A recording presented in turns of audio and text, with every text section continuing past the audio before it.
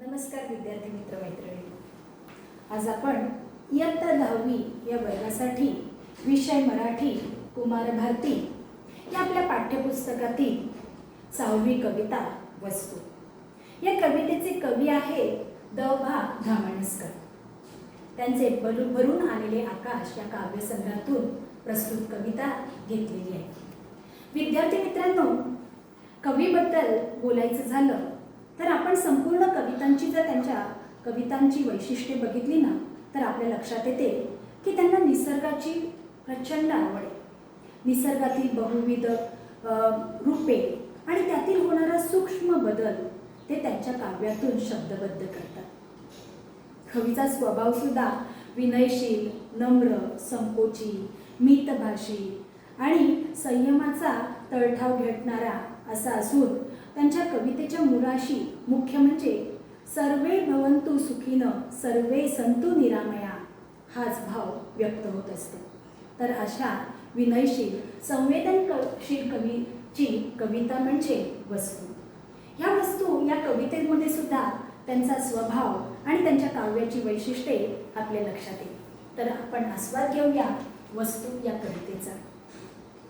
आपल्या पाठ्यपुस्तकातील 21 पृष्ठ क्रमांकावर ही कविता आलेली आहे बरं का. कविता आधी वाचते आणि मग त्याचा भावार्थ तुम्हाला समजावून सांगते. वस्तू. द.भा. धामणस्कर 1960. प्रसिद्ध कवी. भावोत्कटता, चिंतनशीलता व प्रांजळपणा यांमुळे धामणस्कर यांच्या कविता वाचकांच्या मनाला स्पर्श करतात. सामाजिक तणावांमुळे आलेली अस्वस्थता व्यक्त करताना संवेदनक्षम मनाला येणारी व्याकुळता आणि अभिव्यक्तीतील संयम ही त्यांच्या कवितेची वैशिष्ट्ये आहेत. त्यांची कविता 1980 साली प्रथम कविता दशकाची या संग्रहातून ठसठशीतपणे वाचकांच्या परिचयाची झाली. प्राक्तनाचे संदर्भ व बरेच काही उगवून आलेले हे त्यांचे कविता संग्रहही प्रकाशित आहे. लक्षात आलं ना कवीचा परिचय. आता आपण कवितेचा परिचय थोडक्यात करून घेऊया. ही कविता मुक्तछंद या प्रकारातील आहे. कोणत्याही निर्जीव वस्तूशी मानवी भावना जोडली गेली की ती वस्तू अनमोल ठरते. वस्तू माणसाला दीर्घकाळ साथ देते. व्यक्ती आणि वस्तू यांच्यामध्ये एक अतूट नाते तयार होते. त्यामुळेच थोर व्यक्तींच्या वापरातील वस्तू पुढे संग्रहालयात जतन केल्या जातात. वस्तूंनाही भावना असतात हे समजून वस्तू वापराव्या. वस्तूंशी निगडीत स्नेह जपावा ही भावना कवितेतून व्यक्त होते. बघा कविता वाचते आणि मग त्याचं आपण स्पष्टीकरण करूया. वस्तूंना जीव नसेलही कदाचित पण जीव नसल्यासारखे वागवू नये त्यांना. वस्तूंना मनही नसेल कदाचित पण मन असल्यासारखे वागलो तर वस्तू प्रचंड सुखावतात. वस्तू निखालस सेवक असतात आपल्या तरीही बरोबरीचाच मान द्यावा त्यांना. वस्तूंना वेगळी स्वतंत्र खोली नको असते. त्यांना फक्त आपल्या मानलेल्या जागेवरून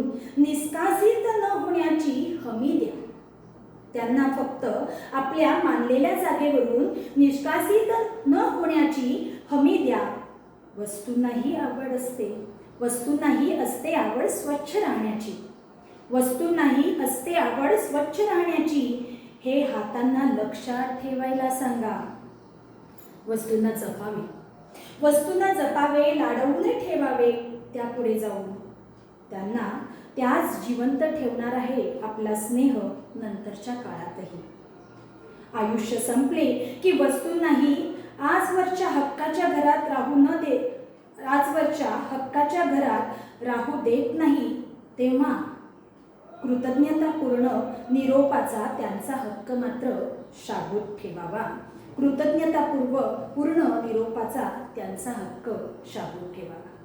तुमच्या लक्षात आलं असेल विद्यार्थी मित्रांनो की काय म्हणायचं या कवितेमध्ये. पण आपण त्याचा सखोल आस्वाद घेणार आहोत सखोल अभ्यास करणार आहोत.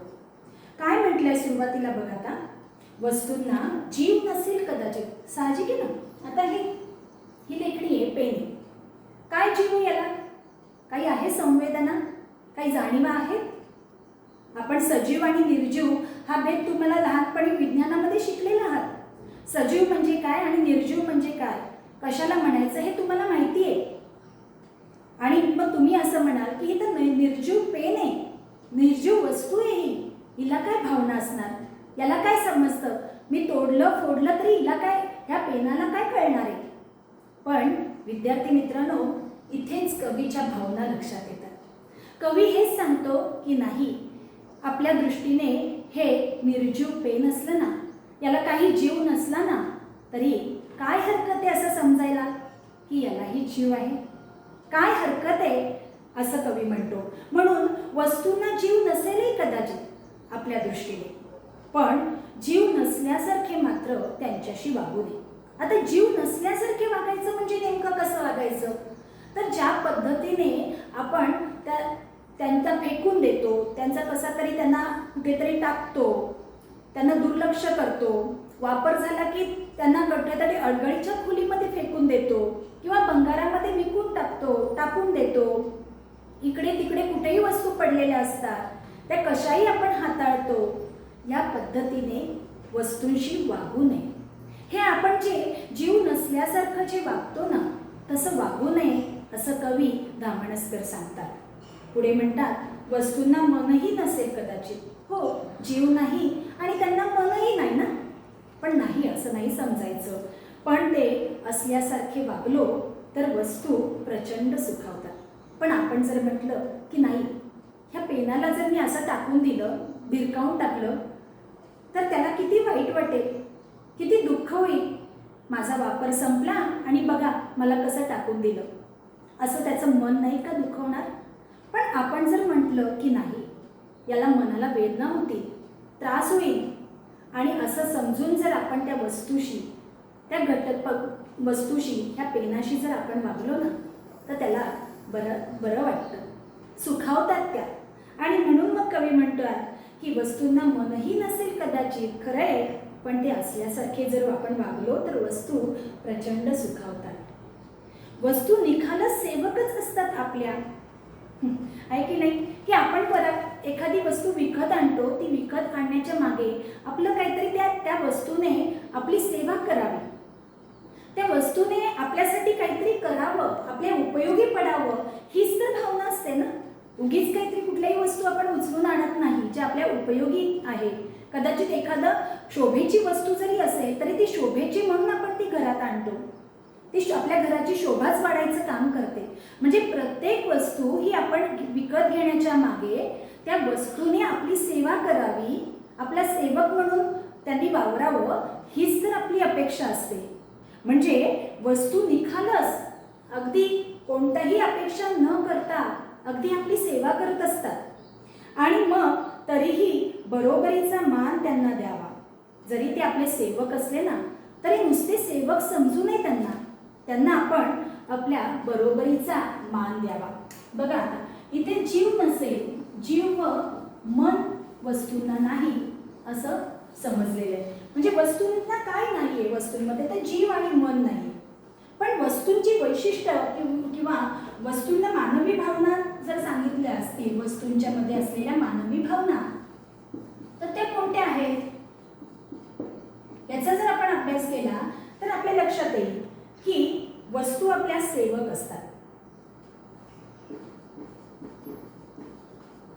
ही एक मानवी भावना आहे. किंवा वस्तू सुखावतात, ही सुद्धा मानवी भावना आहे.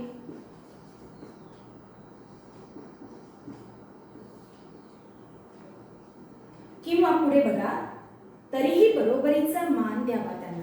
त्या वस्तूंना आपण आपल्या असं समजूच नाही की त्या फक्त आपल्या सेवक म्हणून, सेवाभाव त्यांच्यामध्ये आहे, आपल्याला फक्त उपयोग करून त्यांचा आपलं काम झालं की त्यांना कसंही टाकून द्यायचं, असं न समजता जरी त्या आपल्या सेवक असल्या तरीही त्यांनाही आपल्या बरोबरीचा मान द्यायला पाहिजे असं कवी म्हणतात. वस्तूंना वेगळी स्वतंत्र खोली नको असते.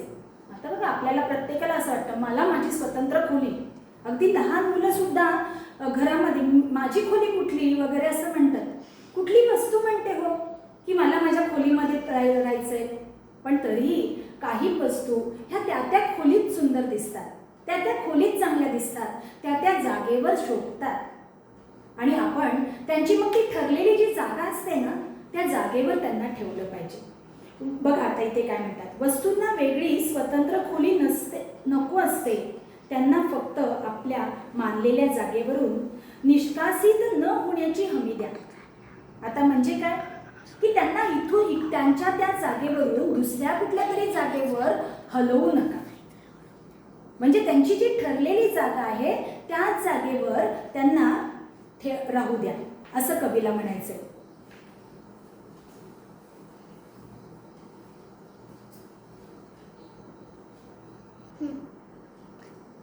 तर त्यांना निष्कासित न होण्याची हमी द्या. हमी म्हणजे खात्री द्या. आणि निष्कासित म्हणजे काय, तर निष्कासित म्हणजे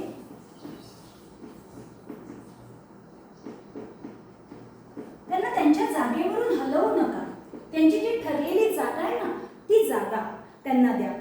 त्यांना त्याची हमी द्या की त्यांना त्यांच्या जागेवर त्यांची जी जागा असेल त्या जागेवरून आपण कुठे इकडे तिकडे टाकणार नाही याची काळजी घ्या. विद्यार्थी मित्रांनो, हे जेव्हा मी वाचते किंवा मी जेव्हा विचार करते ना तेव्हा मला माझ्या वडिलांची एक आठवण आठवते आणि मला ती तुम्हाला या निमित्ताने नक्की सांगावीशी वाटते. की माझे वडील आम्हाला नेहमी म्हणायचे की आपली सुई सुद्धा अशा ठिकाणी त्याच्या जागेवर ठेवावी की जर समजा अंधार पडलाय आणि आपल्याला सुई हवी असेल तर ती सुई सुद्धा आपल्याला अंधारात सापडली पाहिजे. बऱ्याच वेळेला असं होतं की लाईट गेलेत आणि आपण मेणबत्ती काडीपेटी वगैरे शोधत फिरतो, मग कुठे ठेवली आहे असं आपल्याला वाटतं. पण आपण जर त्या वस्तू प्रत्येक वस्तू त्यांच्या जागेवर ठेवल्या तर आपल्याला कुठेही परिस्थितीत ते लगेच सापडतील. आपला वेळ वाचेल.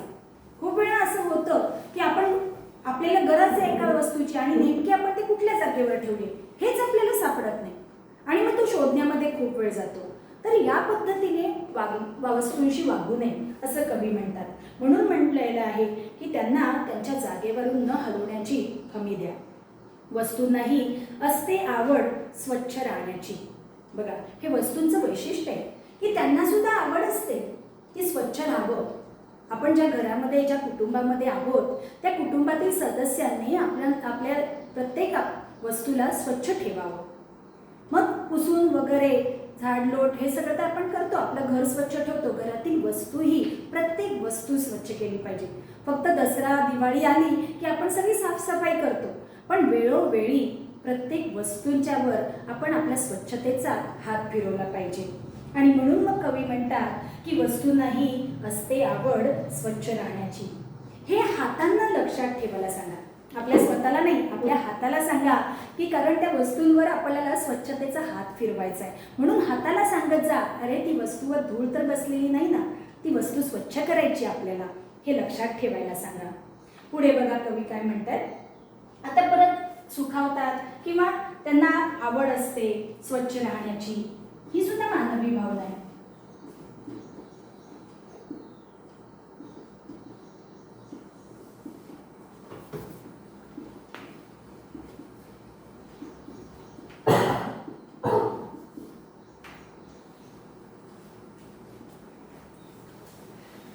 किंवा पुढे बघा, हे वस्तूंना जपावे, लाडवून ठेवावे, त्यापुढे जाऊ. म्हणजे लाडावून का बरं ठेवायचं?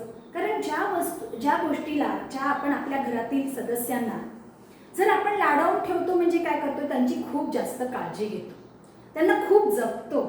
आणि म्हणूनच इथे कवी म्हणतात की काय हरकत आहे आपण वस्तूंना लाडावून ठेवलं तर, काय हरकत आहे त्यांना जपलं तर, त्यांची काळजी घेतलं तर. एक प्रकारे त्यांना इथे असं सांगायचं की तुम्ही त्या वस्तूंवर प्रेम करा, त्या वस्तू तुम्हाला आवडल्या पाहिजे इतकी त्यांची काळजी घ्या. आणि म्हणूनच एक प्रकारे जपावे, लाडावून ठेवावे, ही सुद्धा मानवी भावना वस्तूंवर सांगितलेली आहे. म्हणून वस्तूंना जपावे, लाडावूनही ठेवावे, त्यापुढे जाऊ. त्यांना त्याच जिवंत ठेवणार आहे आपला स्नेह नंतरच्या काळातही.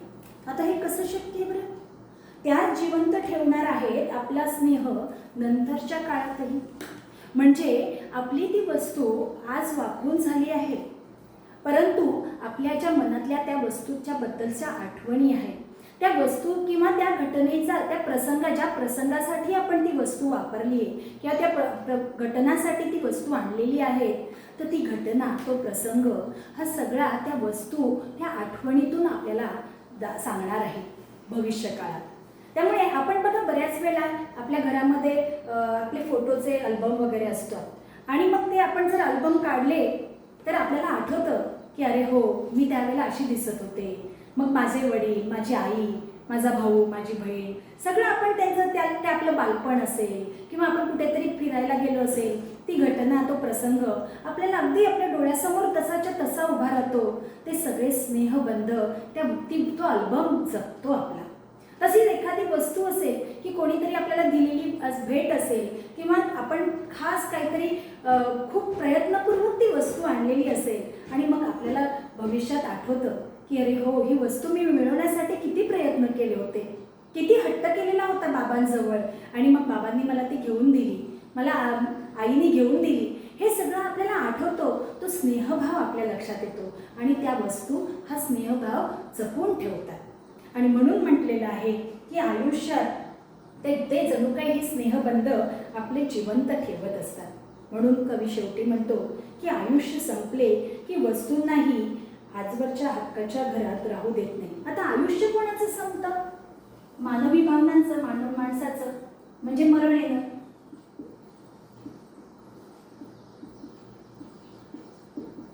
आता इथे आयुष्य संपले म्हणजे कसं काय? वस्तूचं आयुष्य कसं काय संपणार आहे? आता वस्तूचं आयुष्य म्हणजे त्याचा वापर संपला की बऱ्याच वेळेला असं होतं की वस्तूचा वापर संपला तरी आपण त्या घरात का म्हणून ठेवायच्या? किती वस्तू साठवून ठेवायच्या आणि अडगळीच्या खोलीत ठेवायच्या तरी किती ठेवायच्या? मग अशा वेळेला आपल्याला त्या वस्तू काढून टाकाव्या वाटतात, घरातून बाजूला काढाव्या वाटतात. मग अशा वेळेला सुद्धा विद्यार्थी मित्रांनो, त्या वस्तू आपल्याला काढून टाकताना लक्षात ठेवावं की आयुष्य संपले की वस्तूंनाही आजवरच्या हक्काच्या घरात राहू देत नाही. आपण त्यांना आपल्या घरात नाही ठेवत, तेव्हा कृतज्ञतापूर्ण निरोपाचा त्यांचा हक्क शाबूत ठेवावा. मग त्यावेळेला मात्र निरोप देताना, त्यांना आपल्या घरातून हलवताना, दुसरीकडे देताना मात्र त्या वस्तूंना कशा तरी आपण टाकून द्याव्या किंवा कसं तरी त्यांना फेकून द्यावं या पद्धतीने न करता त्यांनी आपल्यासाठी केलेलं जे काम आहे किंवा आपल्याला पडलेला त्यांचा उपयोग त्या वेळेला, तो उपयोग आपण आठवावा. त्या वस्तूंबद्दल आपल्याला जिव्हाळा वाटला पाहिजे.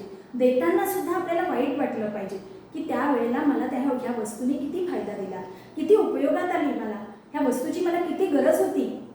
हे सगळ्या गोष्टी आठवून त्यांना कृतज्ञतापूर्वक निरोप दिला पाहिजे असं कवी म्हणतात. किती सुंदर कविता आहे ना विद्यार्थी मित्रांनो.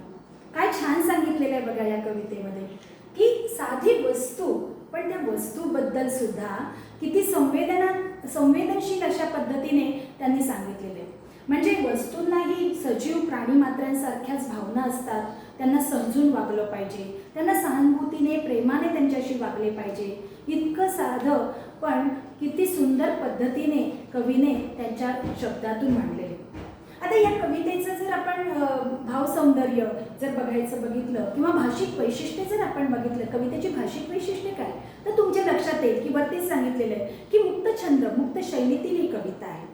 पण ही कविता मुक्त शैलीतील आहे, तसंच ती वाचकांशी एक प्रकारे संवाद करते, आपल्याशी बोलते. त्यामुळे वाचकांशी, रसिकांशी थेट संवाद साधलेला आहे आणि त्यामुळेच साध्या सोप्या भाषेतून पण एक प्रकारे आवाहकता आहे त्याच्यामध्ये. साध्या सोप्या भाषेतून आवाहक आणि जणू काही ती कवितेतून आपल्याला असं वाटतं की कवीचं ऐकावं, कवीने जो सांगितलेला संदेश आहे तो स्वतः आपण आचरणात आणाव्या. किती वस्तूंनाही आवड असते स्वच्छ राहण्याची, की सांगितलेलं की वस्तूंना स्वच्छ ठेवावं, आपणही ते ऐकलं पाहिजे असं त्यातून मांडलेलं आहे. वस्तू आणि माणसाचे जे स्नेहबंध आहे, ते स्नेहबंध इतक्या छान पद्धतीने सोप्या भाषेतून त्यांनी जोपासलेले, जपलेले, शब्दरूप केलेले आहेत. त्यामुळे आपल्यालाही हा संदेश मिळतो की वस्तू आणि माणसातील स्नेहबंध आपण जपला पाहिजे. इतकी सुंदर ही कविता आहे वस्तू. विद्यार्थी मित्रांनो, मला असं वाटतं की ही कविता तर तुम्हाला नक्कीच समजली असते, पण नुसती ही कविता आपल्याला अभ्यासापुरती किंवा परीक्षेपुरती प्रश्न लिहिण्यापुरती आपल्याला अभ्यासायची नाही. तर एक लक्षात ठेवा की आपल्याला आता आधी जरी नसलं, तुम्ही वस्तूंशी कसे वागतात मला माहीत नाही, पण यापुढे तरी आपल्या घरातील आपली स्वतःची कोणतीही वस्तू आपण खूप काळजीपूर्वक वापरली पाहिजे, खूप तिची काळजी घेऊन जपली पाहिजे. तिला त्याच्या जागेवरून हलवायचं नाही, ती वस्तू काम झाली ती परत तिच्या जागेवर नेऊन ठेवायचं आणि वारंवार स्वच्छ करत राहायचं. हे जरी तुम्ही तुमच्या आचरणात आणलं ना, तरी ही कविता समजली आणि कवीचा जो उद्देश होता तो सफल झाला असं नक्कीच समजायला हरकत नाही. धन्यवाद.